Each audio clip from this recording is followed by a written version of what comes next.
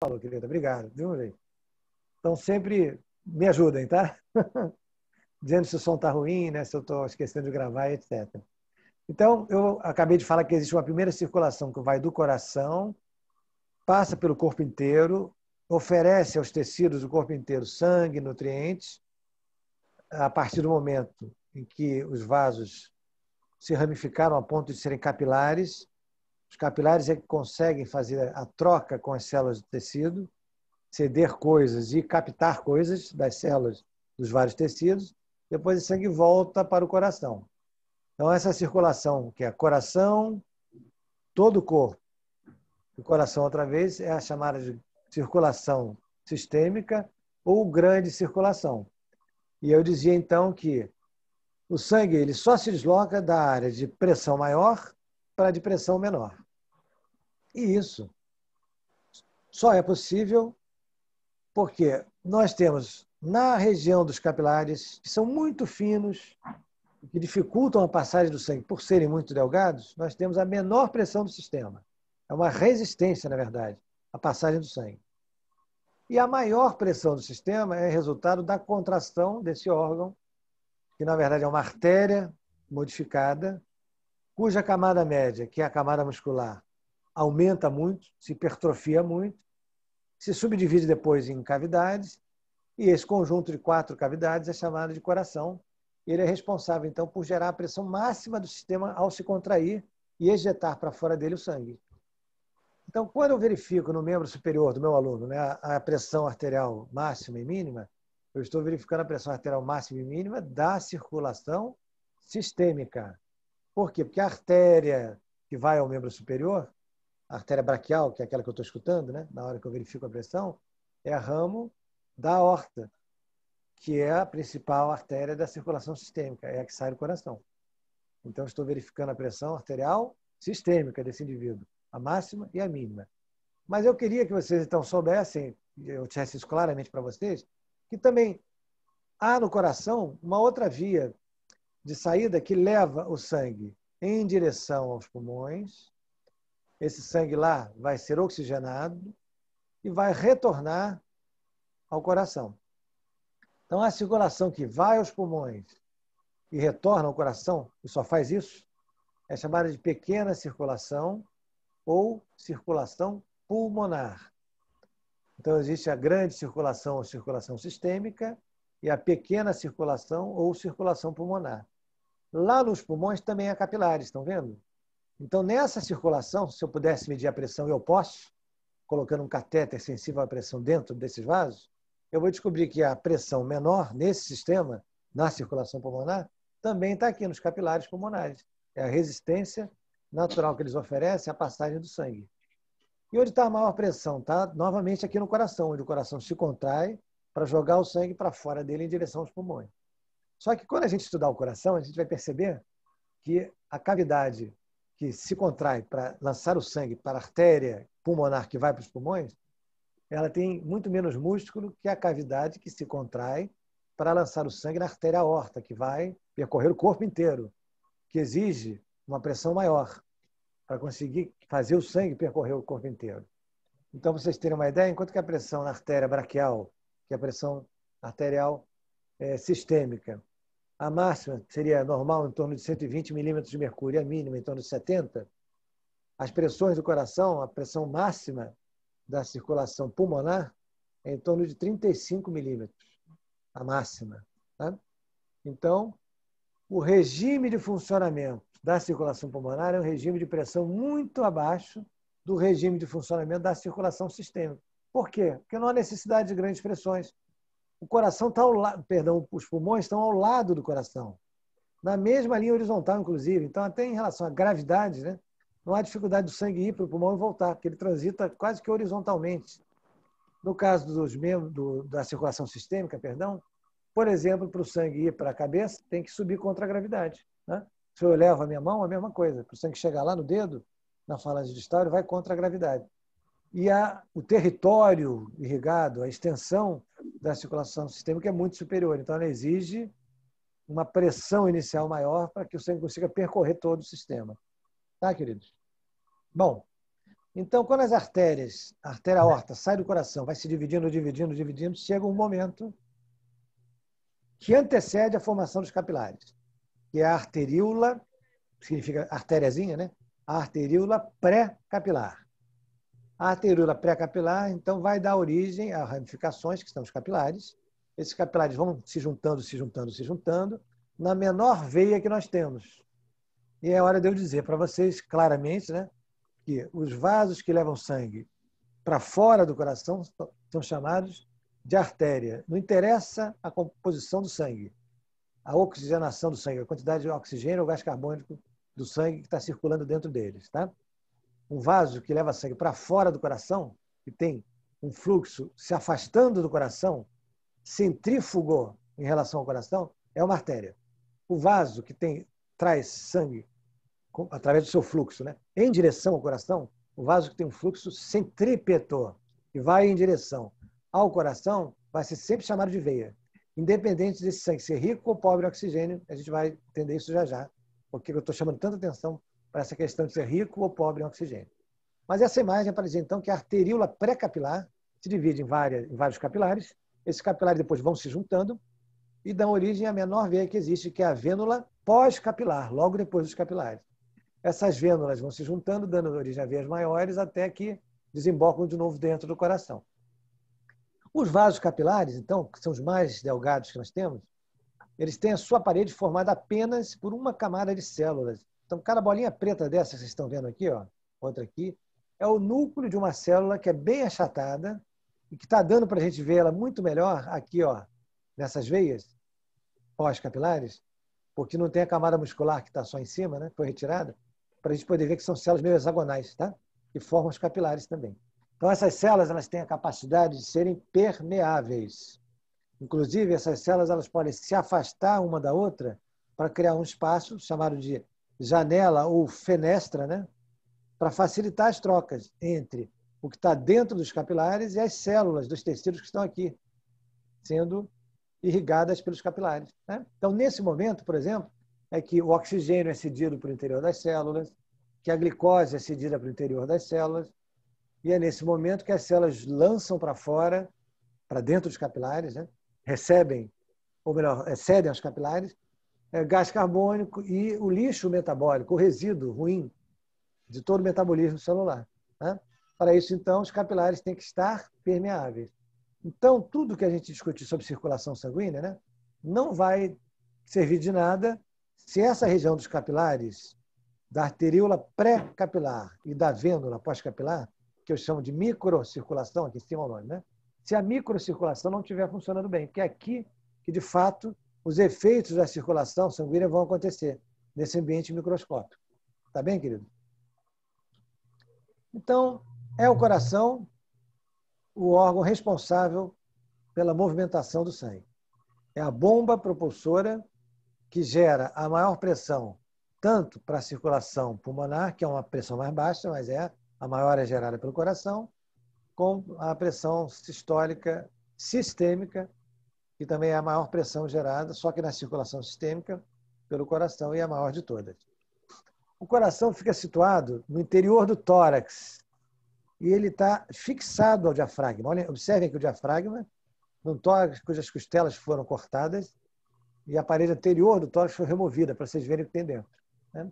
Então, a gente percebe que lateralmente há os dois pulmões, que na região central existe o coração, que aqui não é visível, porque ele está escondido no interior de uma membrana. Aí, para vocês, é fácil usar essas analogias, que é absolutamente equivalente à cápsula fibrosa das articulações sinoviais. Tá? Essa camada externa protege o coração e oculta a visão dele. E a gente percebe que, além de ser ladeado, flanqueado pelos pulmões, aqui em cima, ó, tem grandes vasos sanguíneos chegando ou saindo do coração. Esses grandes vasos sanguíneos são chamados de vasos da base do coração, porque essa região de cima, paradoxalmente de cima, né, é chamada de base do coração. A gente vai ver mais detalhes disso depois. Esse órgão esquisito aqui, ó, que parecem dois pulmões pequenininhos, né? Esse é o timo, que é um órgão onde é produzido, onde amadurece, na verdade. Amadurecem os linfócitos T, depois eles saem daí, vão se espalhar pelo corpo inteiro e o timo se transforma num órgão de gordura apenas, que é o que vocês estão vendo aí num adulto. Tá? Bom, então, por ser fixado ao diafragma, toda vez que o diafragma subir, o coração sobe junto. Quando o diafragma descer, o coração desce. Ao descer, ele tende a se alongar verticalmente, estão vendo? Ao subir, ele tende a se alongar transversalmente. Então, quando a gente olhar, eu sei que isso é de medicina, mas eu queria uma vez dizer isso para vocês, né? Olhar uma radiografia, analisar um coração para dizer se ele está normal ou não, eu tenho que saber que as radiografias elas são realizadas imediatamente após uma inspiração profunda. E aí o paciente prende o ar. E aí o técnico vai lá e executa a radiografia. Portanto, esse é aquele momento, aquela situação em que eu estou alongando o coração verticalmente.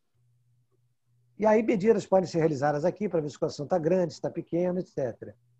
Se a radiografia não tiver sido realizada ao final de uma inspiração profunda, o diafragma estiver mais alto, eu vou ter um coração mais largo. Então, a medida, por exemplo, né, de largura do coração já vai ser falsa, porque todos os padrões entre normal e anormal se baseiam nessa imagem, que é a imagem tomada ao final de uma inspiração profunda. Então, isso para a gente da medicina é importante. Né? É mais uma padronização. Bom, aquela membrana, né, que impede que nós vejamos o coração, quando abrimos a parede anterior do tórax, por ela envolver o coração, ela é chamada de pericárdio. E o pericárdio é melhor entendido se a gente realizar um corte sagital, passando aí no meio do coração, que vai mostrar isso aqui para nós. Ó. Esse corte aqui é paramediano. Por que eu sei que é paramediano? Porque eu estou vendo aqui o externo inteiro, né? Olha só, né? Uma face articular para a clavícula e para as costelas, perdão. A da clavícula estaria aqui em cima, mas foi cortada. Bom, mas o que interessa aqui? É eu dizer para vocês que essa estrutura com uma, duas cavidades e uma artéria saindo aqui, não interessa o nome, é o coração. E que o coração é envolto, primeiro, por essa membrana em cor verde, né? Está aderida ao diafragma, e que envolve, inclusive, o início das artérias e veias, né? Que estão aqui, ó, na base cardíaca. Essa membrana verde é a que vocês estão vendo aqui em cinza. E ela se chama pericárdio fibroso, porque ela é composta de tecido fibroso exatamente como a articulação sinovial tem aquela cápsula articular fibrosa que envolve. É igualzinho, idêntico. Tá? Aí, aproveitando a analogia com as articulações sinoviais, as articulações sinoviais não têm por dentro a membrana sinovial? Né? A membrana sinovial não envolve os ossos intimamente, e envolve também a cápsula fibrosa, não é assim? Numa articulação sinovial? Acontece exatamente a mesma coisa que no coração. Ó. Então, essa membrana vermelha, que está presa ao pericárdio fibroso, vou passar por ela todinha aqui. Ó. Depois, ela se fixa às grandes artérias e veias que estão na base do coração, e aí desce e envolve agora, ó, se reveste, fica aderida, né? Colada ao próprio tecido cardíaco. Então, esses dois folhetos aqui fazem parte do pericárdio chamado de seroso. Seria exatamente equivalente à membrana sinovial, na articulação sinovial. E o folheto preso ao pericárdio fibroso, o de fora, é chamado de parietal. O folheto preso, colado, né, fixado ao coração, que é a víscera do caso, é chamado de visceral. Então, essas são as camadas das membranas que envolvem o coração. E para que serve a membrana sinovial na articulação? Para produzir o líquido sinovial, que reduz o atrito quando uma peça óssea desloca sobre a outra, não é? Isso a gente aprendeu muito bem nas articulações sinoviais. A mesma coisa acontece aqui, pessoal. O pericárdio seroso, que é equivalente à membrana sinovial, produz um líquido chamado aí de líquido pericárdico, com a mesma finalidade idêntica à que acontece nas articulações sinoviais. A finalidade é reduzir o atrito, porque o coração, no momento que ele se contrai, pela direção das suas fibras, que são relativamente espiraladas, além dele encolher, reduzir o seu volume, isso acontece, ele também faz um giro.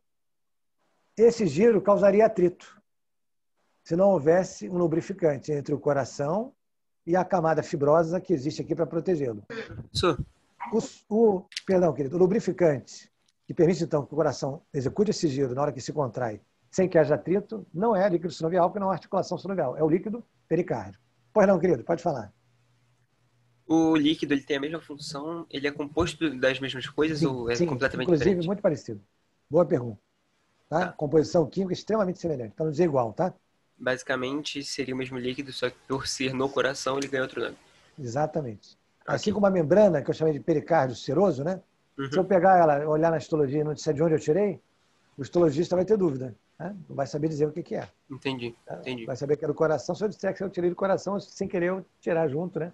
Uma fibra muscular do coração que vai junto. Tá? Tá Entendi. bom, queridos. Muito bom vocês estarem acompanhando, viu? Opa, deixa eu voltar aqui. Aí agora nós vamos. Isso dá certo, hein? Não, né? Acabei de fazer uma bobagem. Ah, consegui. Bom, eu vou avançar aqui. Eu tinha um botão de ação que fazia isso para chegar nesse ponto. Não aprendi que quando a gente seleciona o laser, tá, pessoal? Essa bolinha vermelha, né? Perde a chance de acionar ali o botão de ação. Né? Acabei de descobrir isso agora. Bom, então essa imagem, que é muito parecida com a inicial, o que ela tem de diferente? Eu estou vendo o coração agora, no meio dos pulmões. Está dando para ver, estão percebendo? E vocês estão vendo, inclusive, que ele está brilhando. Aqui na frente tem brilho. Né? Por quê? Agora eu vou falar e vocês vão entender. Porque eu recortei daqui ó, a camada fibrosa, que é o pericárdio fibroso, e quando eu recortei o pericárdio fibroso, veio junto, colado com ele, o folheto do pericárdio seroso, que fica preso nele, que é chamado. Seu microfone mutou, professor.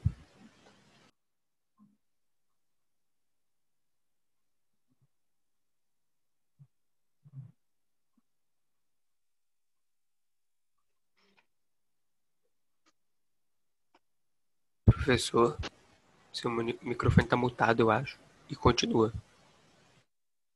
Transparente, e dá esse brilho que vocês estão vendo, ainda mais porque é úmido, por causa do líquido pericárdico. Então, aqui, na verdade, eu estou dentro da cavidade pericárdica, no fundo do fundo, né? Porque o folheto de pericárdio seroso mais periférico, que é chamado de parietal, saiu e eu estou logo profundamente a ele, né? No espaço onde estaria o líquido pericárdico, né? Que é a cavidade pericárdica. Mas para que eu estou falando isso?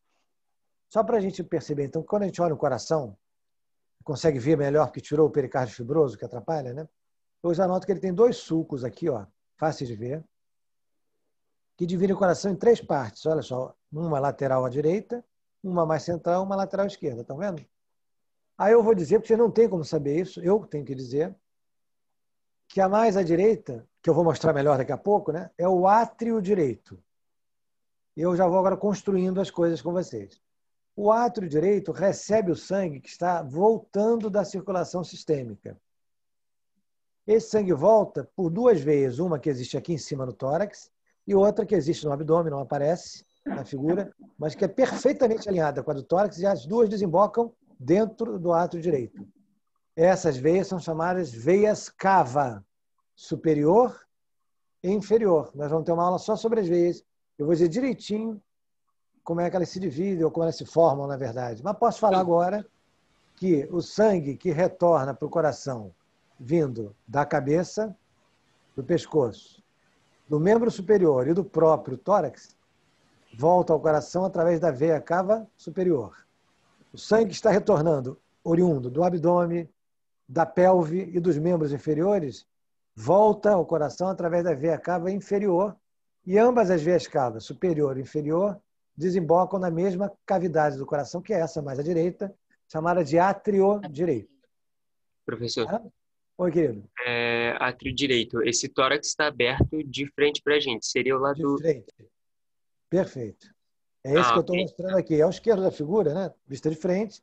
Mas se você imaginar que é um cadáver de frente para vocês, como você percebeu, eu deveria ter dito, né?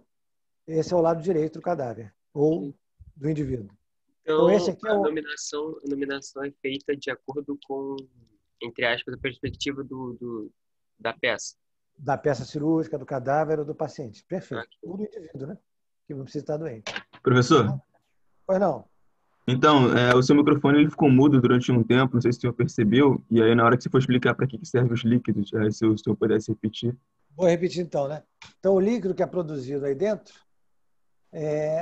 serve simplesmente para reduzir o atrito, como acontece na articulação sinovial.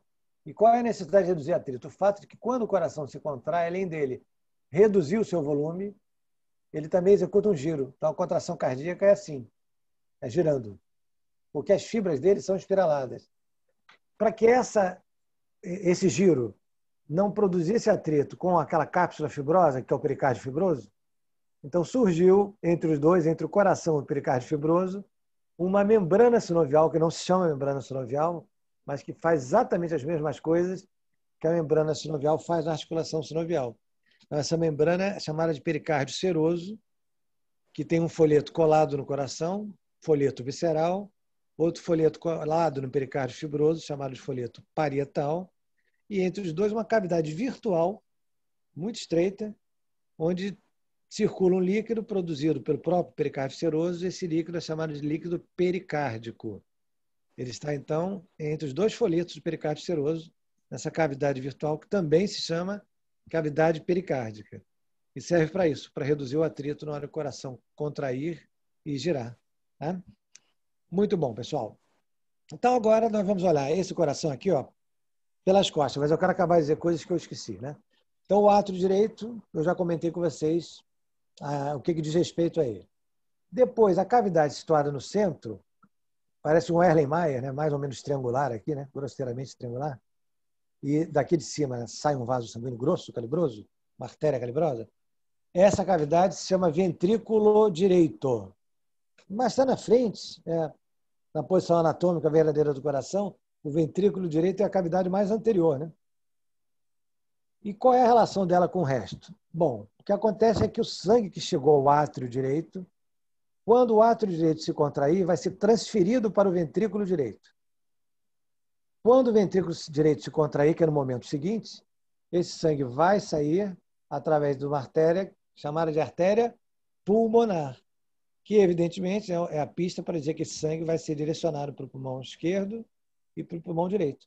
A artéria pulmonar se divide rapidamente para o lado esquerdo e para o lado direito. O sangue vai aos pulmões, onde acontece a hematose, né? Onde ele cede gás carbônico e recebe oxigênio. E voltará ao coração por um outro caminho que eu vou dizer daqui a pouco qual é. Pelas veias pulmonares, né? Que vão chegar ao coração por onde? Vou dizer onde daqui a pouco, que não dá para ver ainda.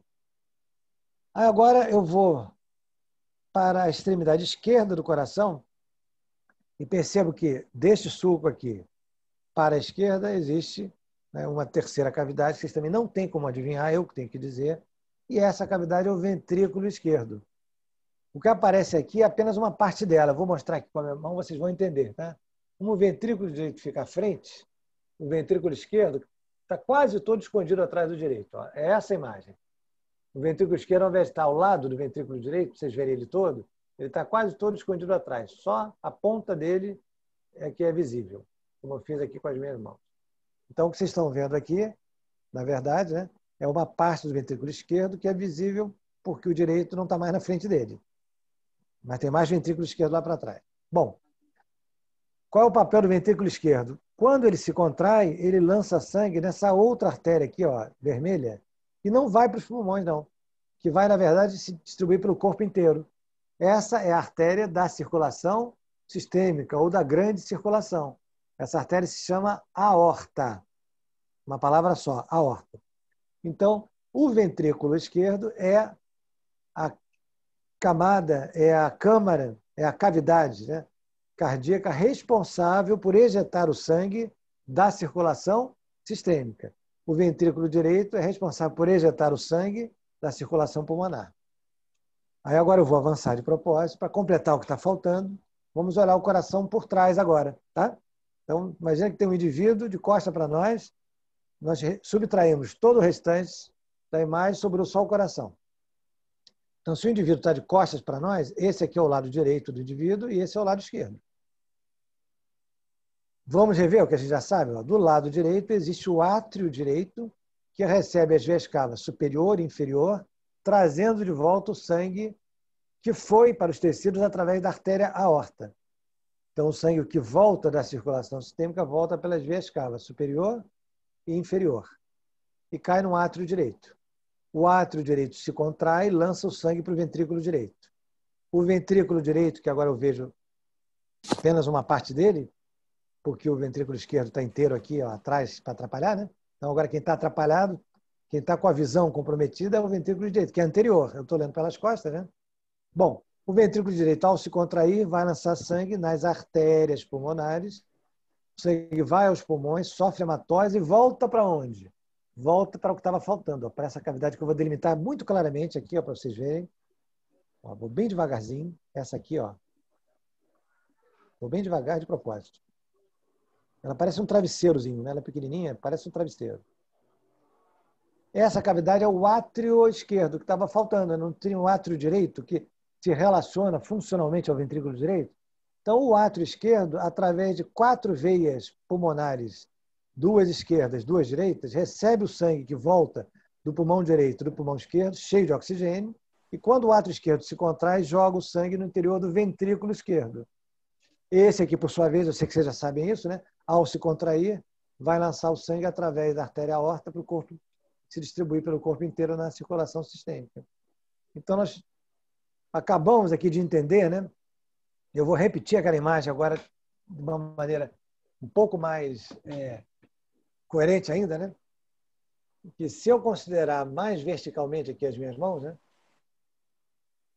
Olhando o que nós estamos vendo aqui atrás, vou inverter, né, para ficar exatamente como está aqui na figura, né? Olha só, né? O coração direito, entenda-se por isso, o átrio e o ventrículo direito estão aqui. Agora ficou direito. Então, aqui, ó, nessa minha mão aqui, tá? Então, aqui estão o átrio e o ventrículo direito. O átrio, grosseiramente, meus dedos, né? O ventrículo, a palma da mão. A outra mão, que está com a aliança aqui, é o lado esquerdo do coração. Tem o átrio esquerdo, aqui onde estão meus dedos, e a palma da mão corresponde ao ventrículo esquerdo. Então, olha ali a figura, né? E olha minhas mãos aqui, tá? É isso. Professor, sua câmera provavelmente é Não dá espelhada. O que foi, querida? Sem imagem. Sem imagem? Puxa vida, minha câmera está aqui direitinho. Deixa eu ver se eu... De alguma Não tá forma... sem. Não, gente, é Eu porque acho- tem que olhar no dele, já apareceu aí. Ele tem 2 câmeras, uma que sai o É, áudio e a que- outra que. Isso, ó, exatamente, eu estou como 2 DANs aí, né? Um que tem o símbolo do Da Vinci, né? E outro em que eu estou aparecendo, porque eu estou usando o celular para vocês terem um áudio melhor. Então, esse que não Professor, tem imagem, tem um áudio melhor. Fala, querido. Eu acho que sua câmera é espelhada, se não me engano. Se eu entendi a explicação, eu acho que sua câmera é espelhada. Ah, tá bom. Então, vou tirar minha mão daqui para parar de atrapalhar, tá? Sensacional o que você falou. Então, vamos olhar aqui a figura. Normalmente elas são, você tem toda a razão. Então, vamos olhar aqui a figura para não atrapalhar, tá? Então, olhando um coração por trás, tem um eixo aqui, que eu não vou dizer que é vertical, porque ele é, na verdade, oblíquo, né? Inclinado. Onde em cima está o átrio esquerdo, embaixo o ventrículo esquerdo. E você já sabe que o sangue vai do átrio esquerdo para o ventrículo esquerdo. Para o lado direito tem um outro eixo, também inclinado, com o átrio direito em cima, o ventrículo direito embaixo. As cavidades esquerdas são posteriores. Você vê muito bem por trás. As cavidades direitas são anteriores. Você vê melhor aqui na frente, ó, à direita. Tá? Ele matou a charada, a câmera é espelhada, é isso mesmo. Então, se agora a gente fizer uma secção no coração, como vocês estão vendo aqui nesse esquema de baixo, ó, um plano, né? Que vai da ponta do coração, essa ponta é chamada de ápice, tá? Em direção à região de cima, onde estão os vasos, a região chamada de base do coração, e a gente abrir como se fosse um pão, que a gente cerrou o meio para fazer um sanduíche abrir, eu vou me concentrar só nessa metade aqui por enquanto, porque eu acho que ela atende a tudo que eu preciso, né? Aí aparece aqui o átrio direito, o ventrículo direito, e eu noto que a parede do ventrículo direito é fina, olha só, fininha, né? E que existe um buraco aqui, ó, entre o átrio direito e o ventrículo direito, e esse buraco tem umas membranas, né, meio acinzentadas aqui. Então, essas membranas, depois eu vou mostrar isso melhor, são válvulas unidirecionais. Qual é a função delas? Garantir que o sangue possa ir do átrio para o ventrículo, mas não consiga voltar do ventrículo para o átrio. Tá bem? Olhando aqui. Professor, seu microfone mutou mais uma vez.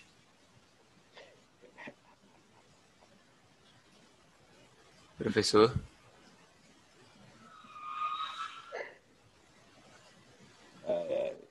Professor, seu microfone está mutado. Deixa eu comprar logo o meu Jordan, que é mais fácil. Professor? Ok. Oi, querido. Seu microfone... Ah, agora voltou. Estava mutado seu microfone. Eu não sei o que é. Eu vou segurar ele aqui, então. Não sei se ele vai para trás do... Estão ouvindo, né? Então, vamos lá, vou Agora continuar, tá, pessoal? Qualquer coisa me avisa sobre o microfone. Então, esse aqui é o lado esquerdo do coração, onde o átrio esquerdo se contrai, o sangue atravessa o ósteo átrio ventricular esquerdo e cai no ventrículo esquerdo. E aí, olhem comigo aqui a espessura do ventrículo esquerdo. Ó.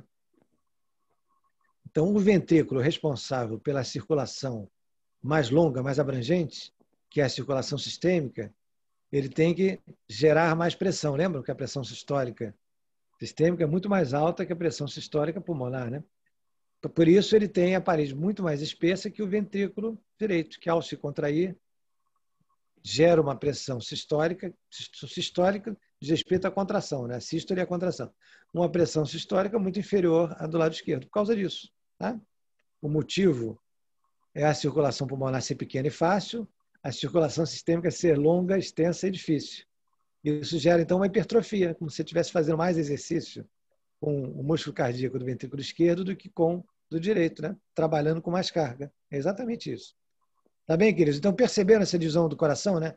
Em metade direita, metade esquerda. E eu queria, então, salientar aqui, né, claramente, que a metade esquerda e a direita não tem comunicação entre si. Senão ia haver mistura da circulação pulmonar com a sistêmica e a gente ia perder eficiência de oxigenação do sangue lá no pulmão. Não pode ter mistura. Né? Aqui é possível ver, inclusive, que o sangue do ventrículo esquerdo sai por aqui. Estou mostrando o caminho direitinho, ó, pela artéria aorta. É esse caminho aqui. Ó. Tá? Separando o lado direito do esquerdo estão os septos. Entre os dois ventrículos, o septo se chama interventricular. Entre os dois átrios, a gente não vê aqui porque está escondido atrás da aorta, né? Há o septo interatrial. Então, nós temos um septo interatrial, um interventricular, que separam os dois átrios por completo, os dois ventrículos por completo, para que não haja mistura de sangue do lado direito com o lado esquerdo do coração. Tá bem? Deixa eu ver se eu consigo aqui usar o botão de ação. Fazer uma tentativa. Não. Então, eu vou pular aqui, não se preocupem, isso aqui é exagero, não há necessidade. Aqui sim. Então, eu vou mostrar agora uma imagem para vocês que é muito interessante, muito simples de entender a dinâmica, né? Sobre como funciona o coração. E vou explicar, vocês vão compreender perfeitamente. Então, esse é um coração in situ, ou seja, como se ele estivesse no tórax. Imagine que eu sou o dono desse coração, eu estou olhando para baixo, estou vendo o meu coração. Os átrios, que são as cavidades mais altas, foram arrancados, removidos. Então, o que eu estou vendo? Os átrios foram recortados, retirados. Eu estou vendo os ósteos atrioventriculares, o esquerdo e o direito. E estou vendo aqui também uma coisa esquisita, ó, que são os ósteos onde começam aqui ó, a artéria aorta e na frente aqui a artéria pulmonar. Onde começam as artérias, literalmente. Tá? E olha o que está acontecendo nessa imagem, curiosamente. Percebam aqui comigo, né? Os ósteos atrioventriculares estão abertos. Mas aqui o início das artérias está bloqueado, porque essas válvulas arteriais compostas por 3 cúspides, ó, 1, 2, 3, lá na frente também, 1, 2, 3, estão completamente fechadas. Aí agora eu vou usar uma analogia que vocês vão guardar para sempre, sem nenhuma dificuldade. Né? O ósteo atrioventricular é a porta de entrada dos ventrículos. É por onde o sangue entra. O ósteo arterial, onde estão as válvulas arteriais, é a porta de saída dos ventrículos, por onde o sangue sai. Então, quando eu analiso o fato de que a porta de entrada está aberta e a porta de saída está fechada, é fácil entender que este é um momento do ciclo cardíaco em que os ventrículos estão sendo preenchidos por sangue, porque a porta de entrada abriu para o sangue passar dos átrios para os ventrículos, mas a porta de saída, que são as válvulas arteriais, está fechada para o sangue não escapar. Então, eu estou enchendo os ventrículos de sangue. Tá? Essa fase, ela corresponde à contração dos átrios. E o nome técnico de contração do átrio é sístole atrial. Depois dessa fase, é o que vai acontecer. As portas de entrada se fecharam, não entra mais sangue nos ventrículos, e as portas de saída, que são as válvulas arteriais, se abriram. Isso significa, então, que agora quem está se contraindo são os ventrículos. E o sangue está saindo pelas artérias, mas não está conseguindo voltar para o interior dos átrios, porque a porta de entrada aqui ó, foi fechada para evitar um fluxo na contramão. Nós chamamos de refluxo, que não é desejado. Então, este aqui, é fácil entender, né? É o momento de contração do ventrículo, concordo, né? As portas de saída abriram e o ventrículo vai se contrair para o sangue sair. A contração do ventrículo se chama sístole ventricular. Então, sendo bem correto, né? O ciclo cardíaco é composto por sístole atrial e depois sístole ventricular. Mas aí, como o ventrículo é considerado mais importante, porque ele ejeta o sangue com mais pressão, e a função ventricular, né, para a sobrevivência, na verdade, é bem importante, é superior à atrial, por incrível que pareça, né? Então, o ventrículo virou o protagonista, né? E aí o ciclo cardíaco ele foi dividido em sístole, que significa contração, e diástole, que significa relaxamento. Mas alguém tem que dizer para vocês, né, que é sístole e diástole ventricular. Então, quando eu estudar em fisiologia ciclo cardíaco, estou estudando a fase do ciclo cardíaco que é a sístole. É sístole de quem? Do ventrículo. Agora eu estou estudando a diástole. É diástole de quem? Do ventrículo. Então, agora eu vou juntar tudo, que não tem nada difícil, vocês já entenderam, e posso dizer o seguinte, olha, na primeira figura, está acontecendo a sístole, contração, a sístole atrial, e a diástole, relaxamento ventricular. O ventrículo está relaxado e o átrio se contraindo, jogando sangue dentro do ventrículo. Na segunda imagem está acontecendo a sístole ventricular e o relaxamento atrial ou a diástole atrial. Porém, repetindo, né, nos livros de fisiologia, o ciclo cardíaco é dividido em sístole e diástole. E vocês já entenderam que essas expressões dizem respeito, em fisiologia, só ao ventrículo. Tá? Então, em fisiologia, essa etapa se chama sístole, essa etapa se chama diástole. Muito bem. O barulho do coração batendo, das válvulas abrindo e fechando, pode se escutar. Em medicina isso é importante para você ver se as válvulas estão funcionando direito. Tá? Então você aprende a escutar isso direito. E como é que é, então, a camada muscular, né, que é mais importante, já que nós estamos falando de um músculo cuja função, ou de uma estrutura, né, cuja função é se contrair e produzir, não um movimento necessariamente, né, mas reduzir o volume das câmaras cardíacas e ejetar o sangue, né, de uma câmara para outra, do átrio para o ventrículo e depois do coração para fora dele, quando o ventrículo se contrai e ejeta o sangue para fora. Então, o que é interessante a gente perceber?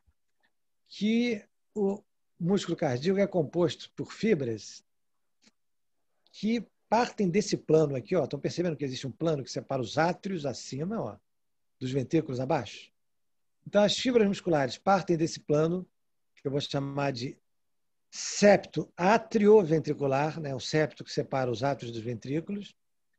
A fibra desce em direção ao ápice do coração e volta pelo outro lado a se fixar lá em cima. Então, as fibras cardíacas, na verdade, são alças. Várias alças. Estão presas, ó, no mesmo nível. Elas se originam, contornam os ventrículos e se fixam no mesmo ponto, no mesmo nível, né? Que se originaram, só que se originam na parede anterior, por exemplo, né? Dão a volta aqui no coração, aí chegam na parede posterior, ó, vão subindo e se fixam no mesmo plano, que é o plano do septo atrioventricular, com os átrios semelhantes. Então, quando o coração se contrai, isso que eu acho genial, né?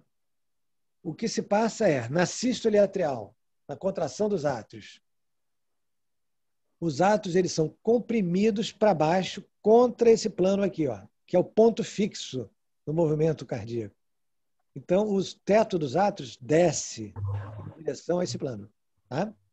E aí o sangue, então, é empurrado para o septo atrioventricular, onde nós sabemos que existem os óstios atrioventriculares com as válvulas, que vão estar abertas para que, então, no momento que o teto dos átrios desce, se aproxima do septo atrioventricular, o sangue seja transferido para os ventrículos. Tá bem? E quando o ventrículo se contrai, o que acontece? Quando o ventrículo se contrai, é o oposto. A musculatura ventricular vai se contrair, levando a ponta do coração para cima, em direção ao mesmo plano. E quem vai estar lá esperando por essa contração vão ser as válvulas arteriais, que vão estar abertas. Então, agora eu acho que eu tenho a imagem aqui. Não é à toa, né? Parece uma repetição de uma imagem que eu já mostrei para vocês, mas é para dizer para vocês que não é à toa, olha que interessante, né, a natureza, que as válvulas átrio ventricular e as válvulas arteriais estão no mesmo plano. Vocês perceberam, né? Que na sístole atrial, os átrios descem para este plano. E ao descerem, encontram as válvulas atrioventriculares abertas. E que na hora da sístole ventricular, né, a ponta do coração, o ápice do coração, sobe para esse mesmo plano e encontra, como a figura está mostrando agora, as válvulas arteriais abertas. Tá? Então, as válvulas são coplanares, estão no mesmo plano, não é à toa. E elas são unidas entre si por anéis fibrosos e, eventualmente, né, umas formações mais triangulares aqui para preencher esses cantos. Tá? Então, esse conjunto dos 4 anéis fibrosos unidos entre si é chamado de esqueleto fibroso do coração. O esqueleto fibroso, então, é o quê? É o arcabouço resistente onde as cúspides das válvulas, tanto atrioventriculares quanto arteriais, estão se prendendo. Como na cesta de basquete, que tem o aro, né, e o cordoamento, as válvulas, as cúspides, seriam o cordoamento. O aro seria formado pelo esqueleto fibroso do coração, que gera 4 aros aqui, né, um para cada válvula. Tá bom, pessoal? Essa dinâmica do coração é muito interessante, né? E aqui ficou melhor para mostrar que a fibra cardíaca parte do esqueleto fibroso do coração, esse é que é o ponto de origem verdadeiro, desce até o ápice do coração, no caso dos ventrículos, né? Contorna e volta aqui por trás e se insere de novo no esqueleto fibroso do coração. Então, a segunda função do esqueleto fibroso do coração é ser o ponto de origem e de inserção das fibras musculares cardíacas, das fibras miocárdicas, tanto ventriculares, abaixo dele, quanto atriais, acima dele. Poucas pessoas da medicina entendem isso dessa maneira, como vocês estão entendendo. Poucos médicos têm essa noção clara assim. Então, vocês sabem coisas que pouca gente que devia saber está sabendo. Tá, pessoal? Bom, aí vem uma penúltima coisa que eu quero mostrar, que vocês entenderam quando eu falei do ciclo cardíaco, né, que tem que haver a sístole atrial primeiro, enquanto o ventrículo está em diástole, relaxado. Aí, depois que o sangue chega no ventrículo, o átrio entra em diástole, ou seja, fica relaxado, e o ventrículo se contrai, ou seja, entra em sístole. Né?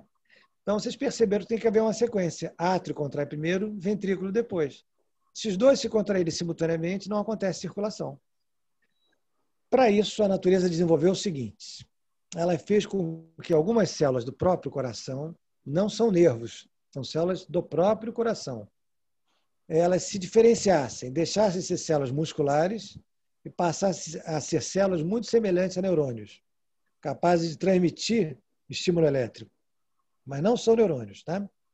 Essas células, em conjunto, são chamadas de sistema de condução elétrica do coração. Condução elétrica, perdão, do coração. Porque a estimulação para que os músculos se contraiam, tanto no átrio quanto no ventrículo, é um estímulo elétrico. O que vai fazer acontecer a contração, a sístole atrial ou a sístole ventricular, é um estímulo elétrico que vai ser dado por essas células que conduzem a eletricidade. E olha que interessante, ó. O primeiro conjunto dessas células, esse nódulo azul, tá vendo aqui, ó? Ele fica colocado bem no início, ao lado, num recesso, numa escavação chamada de seio, do lado da veia cava superior, aquela que desemboca no átrio direito, trazendo sangue da circulação sistêmica. A veia cava superior, então, tem essa escavação chamada de seio da veia cava superior, onde está essa estrutura aqui que parece um grão, né? Elipsoide, um ovo achatado. É um conjunto de células. Se eu tirar elas daí e colocar numa solução que mantém elas vivas, elas têm a capacidade de, sozinhas, gerar estímulo elétrico. É delas. Não precisa de nenhuma conexão externa com nervos do sistema nervoso. Não precisa. Ela sozinha produz um estímulo elétrico que se propaga na frequência que nós conhecemos como frequência cardíaca. No indivíduo que não seja um atleta como vocês, o indivíduo normal, em repouso, uma frequência de 70 a 80 batimentos por minuto. Não é?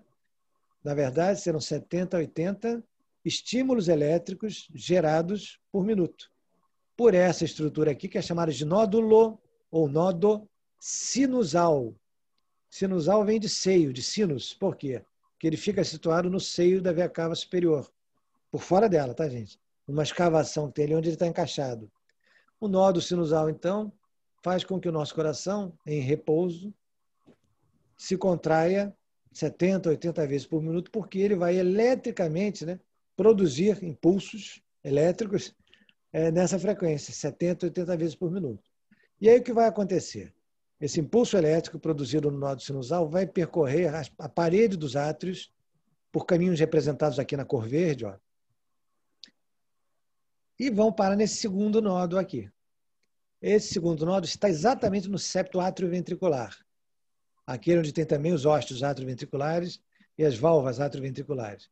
Esse nódo, portanto, recebeu o nome de nódo atrioventricular.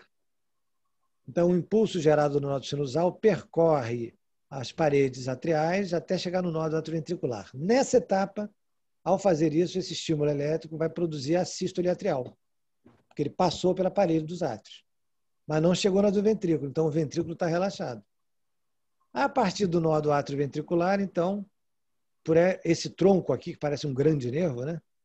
Depois eu vou dar os nomes, esse tronco se ramifica para o ventrículo direito e para o ventrículo esquerdo. E a parte dele que vai ao ventrículo esquerdo, literalmente perfura o septo que separa um ventrículo do outro, o septo interventricular, mas é uma perfuração que não deixa o sangue passar, só passa ele. E chega no ventrículo esquerdo e observe como até esses filamentos, né, que vão estimular eletricamente o ventrículo esquerdo são mais calibrosos, na verdade mais numerosos, né? E o feixe é mais calibroso, porque tem mais célula para ser estimulada eletricamente no ventrículo esquerdo, que é mais espesso, do que no ventrículo direito, que é fininho. Por isso que o ramo direito é fino e o ramo esquerdo é grosso.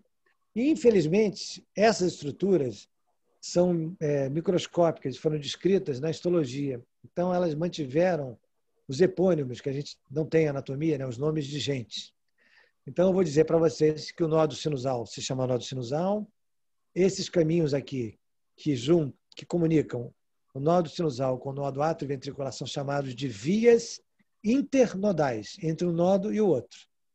Então, esse trajeto das vias internodais é que faz a sístole atrial. Depois do nódo atrioventricular, sai aqui, infelizmente, né, um tronco chamado feixe de His, que se escreve H-I-S-S. O feixe de His é o que se bifurca em um ramo direito, que fica no ventrículo direito, que é delgado, e um ramo esquerdo, calibroso, que atravessa o septo interventricular e vai ao ventrículo esquerdo. Então, esse é o ramo esquerdo e direito do feixe de His. E aí, no momento que o feixe de His se ramifica e vira essa rede aqui, ó, de filamentos bem delgados, de um lado ou do outro, né? Aí alguém que descobriu isso, que descobriu muitas coisas, né? Que se chama Purkinje, é o nome de uma pessoa. O Purkinje, então, deu a essa ramificação final, que é quem chega, na verdade, a estimular as células musculares, o nome de rede de Purkinje. Então, o sistema de condução elétrica do coração é o que eu vou repetir agora, que vocês já entenderam.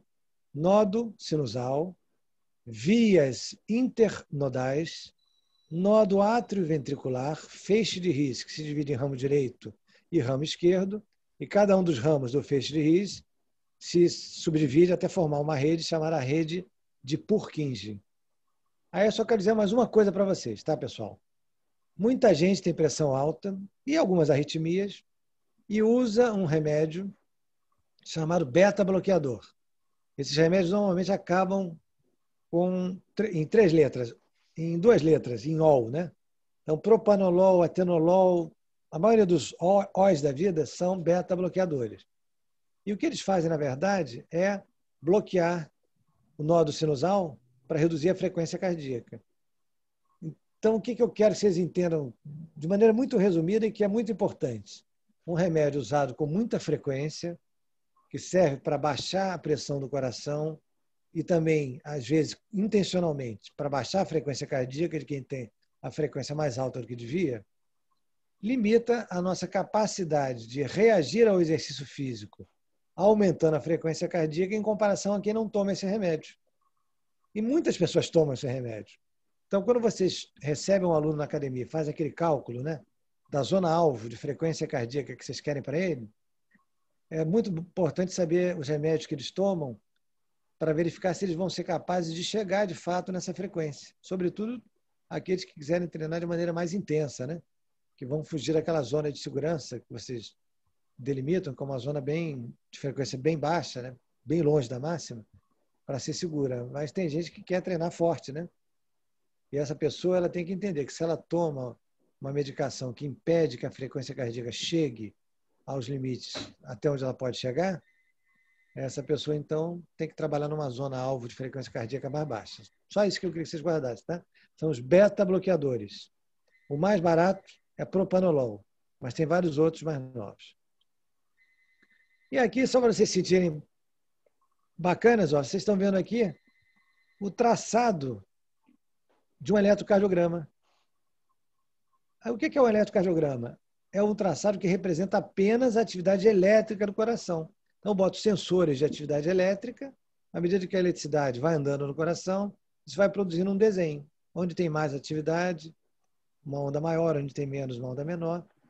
E aí, quando a gente olha um eletrocardiograma, que não é obrigação de vocês entender, saber isso não, é uma curiosidade só, né?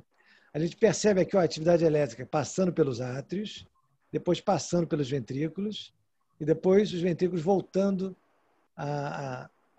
às cargas elétricas normais deles. Tá?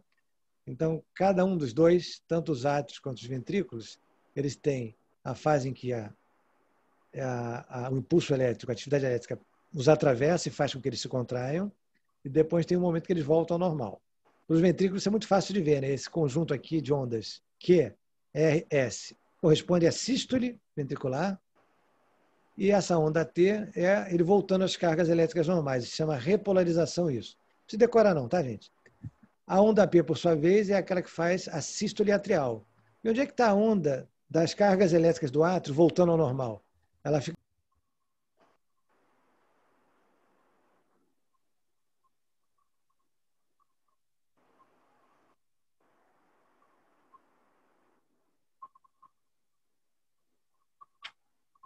Professor, seu microfone. Estou mudo.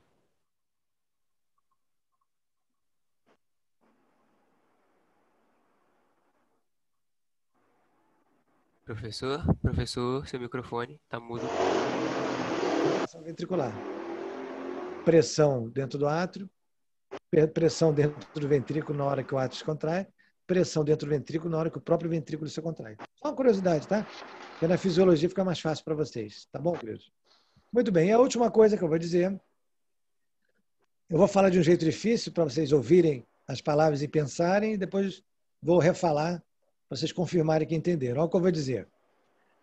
Os primeiros ramos da artéria aorta, aquela artéria da circulação sistêmica, os primeiros ramos são destinados a... Pode, não. Professor, seu áudio está mudo. Legal. Ele fez que eu ia pegar no meu pau. Professor, seu áudio está mudo de novo, a gente não está te escutando.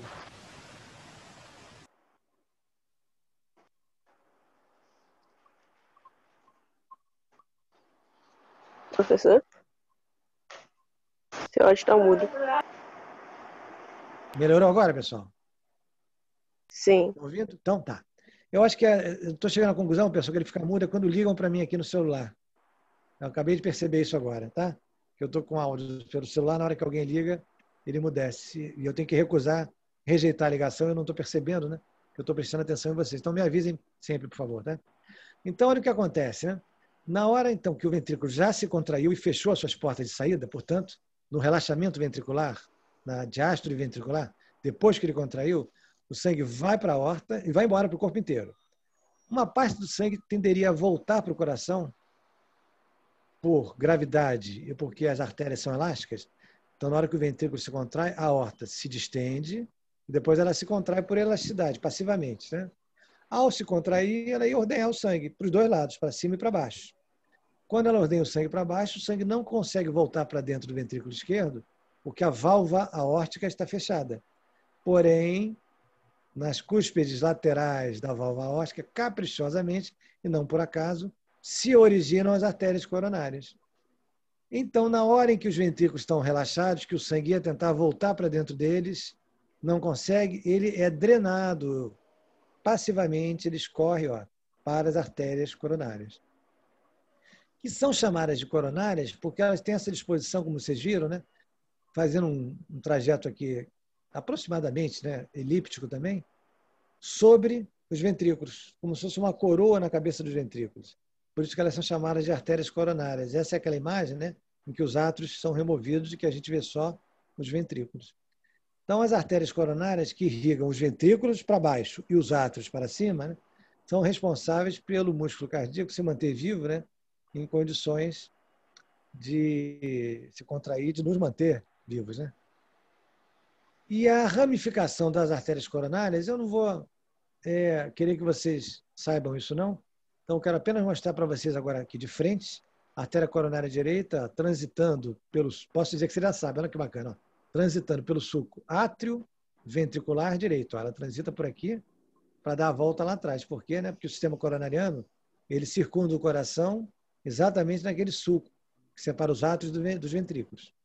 Aí aqui, então, a coronária esquerda, que vai para o lado esquerdo, faz a mesma coisa. Ó, vai dar a volta aqui entre os átrios, melhor, entre o átrio esquerdo e o ventrículo esquerdo, né? No sulco átrio ventricular esquerdo.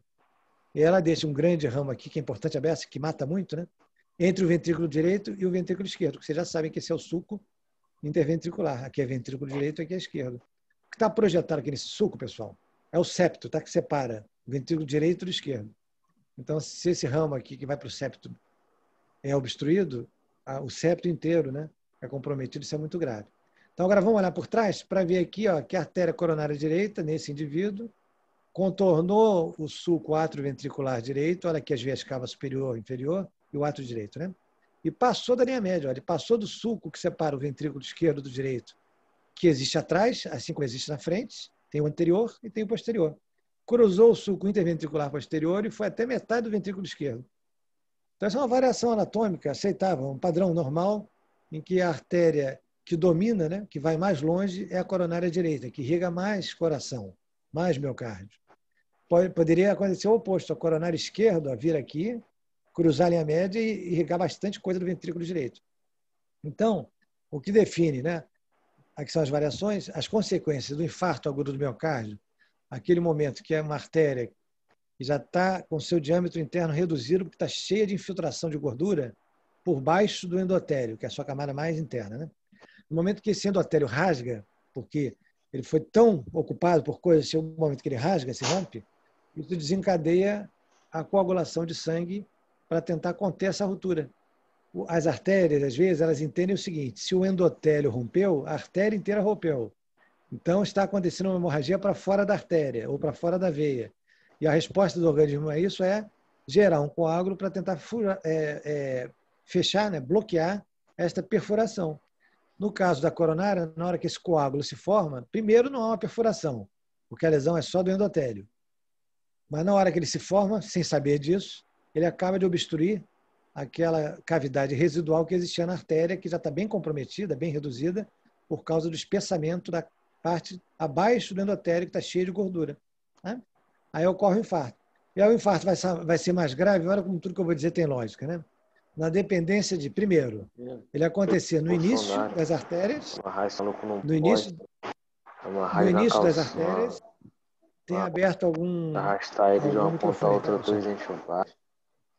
Um dos meninos está falando com o microfone aberto, tá? Bom, então na dependência de você ter obstrução no início da artéria, se obstruir no início, mais tecido muscular cardíaco vai se perder, né? E na dependência também daquela história da dominância, né? É melhor infartar a artéria que não é a dominante, né? A artéria que irriga menos o músculo cardíaco do que infartar, obstruir a artéria dominante. Outra questão é que no idoso, à medida que essa obstrução vai acontecendo progressivamente, às vezes vias colaterais paralelas a essa artéria vão se formando para compensar a redução de fluxo decorrente do estreitamento aqui, ó, pela infiltração de gordura abaixo do endotélio.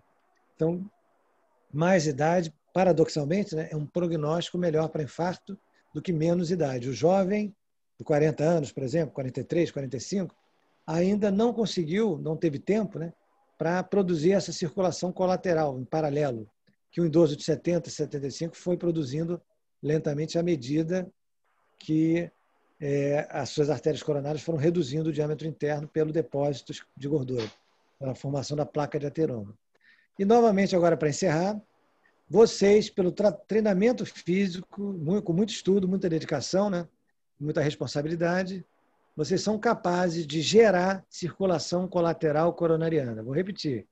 Vocês são capazes de gerar circulação coronariana colateral com treinamento aeróbico monitorado, com experiência específica em pacientes que têm essa limitação, esse risco, né? Você vai gerar uma atividade aeróbica para um paciente que está com a artéria entupida. Não é para qualquer um. É para gente boa, treinada em centros de excelência. Vocês fazem isso. Então, isso ajuda o infartado a recuperar a função cardíaca, um infartado que não morreu, né? A melhorar a função cardíaca dele, e ajuda muito também um indivíduo que não infartou, mas que fez exames que mostraram que as artérias estão obstruídas, aí gerando circulação colateral também. Tá? Então, o tratamento médico é colocar aqui dentro um tubo artificial que tem o diâmetro verdadeiro da coronária. Então, a gente introduz um balão aqui através de um catéter.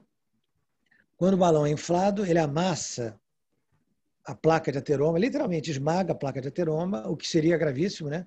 Um coágulo logo iria se formar ali, mas imediatamente depois de esmagar a placa de ateroma, a gente abre aí dentro um tubo que tem o diâmetro da artéria coronariana, e esse tubo, então, vai revestir a artéria por dentro, e ele é semi-rígido, para não deixar se formar esse estreitamento outra vez, tá? Isso é que é a colocação do stent coronariano. E o termo técnico para isso é angioplastia, tá? É a plástica de um vaso sanguíneo, no caso aí coronariano, angioplastia coronariana. Tá bem, queridos? Então, de coração, vocês sabendo isso, está muito, muito, muito bom para vocês trabalharem como educadores físicos competentes que vocês serão. Aí, na semana que vem, eu vou mostrar como é que a artéria aorta se divide para conseguir dar conta de toda a circulação arterial sistêmica. Tá bom, queridos? Então, até sexta, nesse mesmo horário. Querem perguntar alguma coisa? Vocês não escutaram?